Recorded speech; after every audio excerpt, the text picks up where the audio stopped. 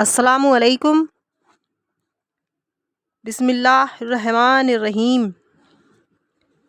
حضرت حنظلہ رضی اللہ کہتے ہیں کہ ایک مرتبہ ہم لوگ حضور صلی اللہ علیہ وسلم کی مجلس میں تھے۔ حضور اقدس صلی اللہ علیہ وسلم نے واعظ فرمایا جس سے دل نرم ہو گئے اور آنکھوں سے آنسو بہنے لگے اور اپنی حقیقت ہمیں ظاہر ہو گئی۔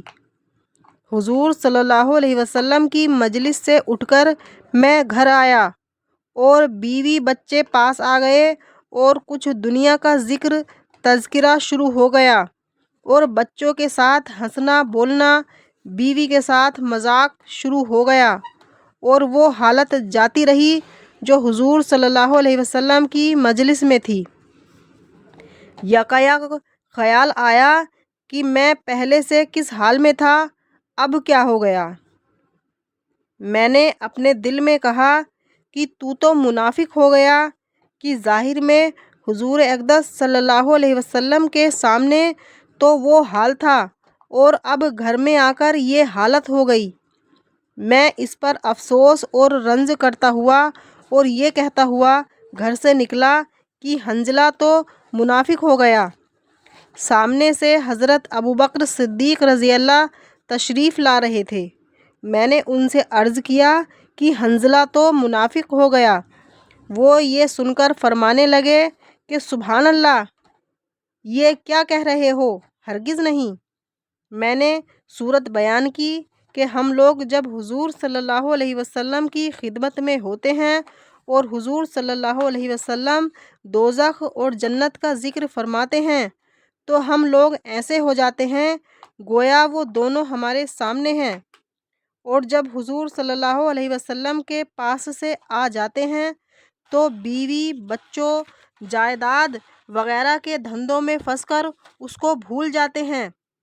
حضرت ابوبکر صدیق رضی اللہ نے فرمایا کہ یہ بات تو ہم کو بھی پیش آتی ہے، اس لیے دونوں حضور صلی اللہ علیہ وسلم کی خدمت میں حاضر ہوئے اور جا کر حنظلہ نے عرض کیا کہ یا رسول اللہ، میں تو منافق ہو گیا۔ حضور صلی اللہ علیہ وسلم نے فرمایا کیا بات ہوئی؟ حنظلہ رضی اللہ نے عرض کیا کہ جب ہم لوگ آپ کی خدمت میں حاضر ہوتے ہیں اور آپ جنت دوزخ کا ذکر فرماتے ہیں تب تو ہم ایسے ہو جاتے ہیں کہ گویا وہ ہمارے سامنے ہیں، لیکن جب خدمت اقدس سے چلے جاتے ہیں تو جا کر بیوی بچوں اور گھر باہر کے دھندوں میں لگ کر بھول جاتے ہیں۔ حضور صلی اللہ علیہ وسلم نے ارشاد فرمایا کہ اس ذات کی قسم جس کے قبضے میں میری جان ہے، اگر تمہارا یہ ہر وقت یہی حال رہے جیسا میرے سامنے ہوتا ہے تو فرشتے تمہارے سے بستروں پر اور راستوں میں مصافحہ کرنے لگیں۔ لیکن حنظلہ، بات یہ ہے کہ گاہے بگاہے، یعنی آدمی کے ساتھ انسانی ضرورتیں بھی لگی ہوئی ہیں جن کو پورا کرنا بھی ضروری ہے۔ کھانا پینا، بیوی بچے اور ان کی خیر خبر لینا یہ بھی ضروری ہے، اس لیے اس قسم کے حالات کبھی کبھی حاصل ہوتے ہیں، نہ ہر وقت یہ حاصل ہوتے ہیں، نہ اس کی امید رکھنی چاہیے۔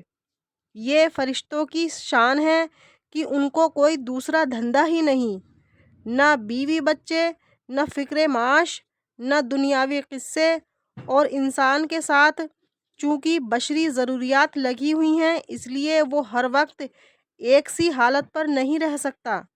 لیکن غور کی بات یہ ہے کہ صحابہ کرام رضی اللہ کو اپنے دین کی کتنی فکر تھی کہ ذرا سی بات سے حضور صلی اللہ علیہ وسلم کے سامنے ہماری جو حالت ہوتی ہے وہ بعد میں نہیں رہتی۔ اس سے اپنے منافق ہونے کا ان کو بہت بڑا فکر ہو گیا۔